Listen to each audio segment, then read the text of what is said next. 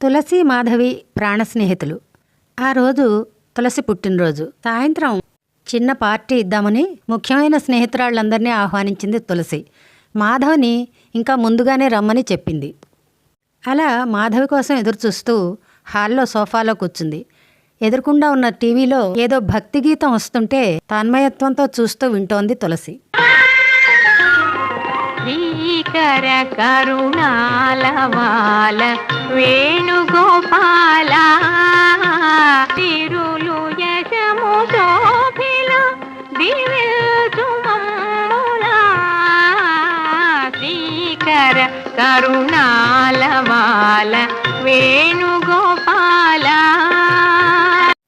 పాట పూర్తయ్యేటప్పటికీ గేటు బయట వీధిలో అప్పుడే మాధవి ఆటో దిగడం చూసిన తులసి సంతోషంగా ఎదురు పరుగెత్తుకెళ్ళి మాధవిని ఆహ్వానించి లోపలికి తీసుకొచ్చింది. ఇంకేముంది, ఇద్దరు కబుర్లలో పడ్డారు జ్యూస్ తాగుతూ. కొంతసేపటికి బిలబిలా స్నేహితులు వచ్చారు.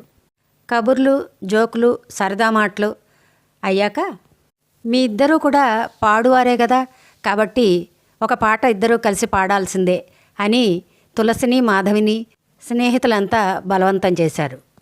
పాడువారే కదా అంటే పాట వచ్చిన వాళ్ళు అని అర్థం అన్నమాట. ఇంకేముంది, ఒకరి మొహం ఒకరు చూసుకుని పాట మొదలుపెట్టారు తులసి మాధవి.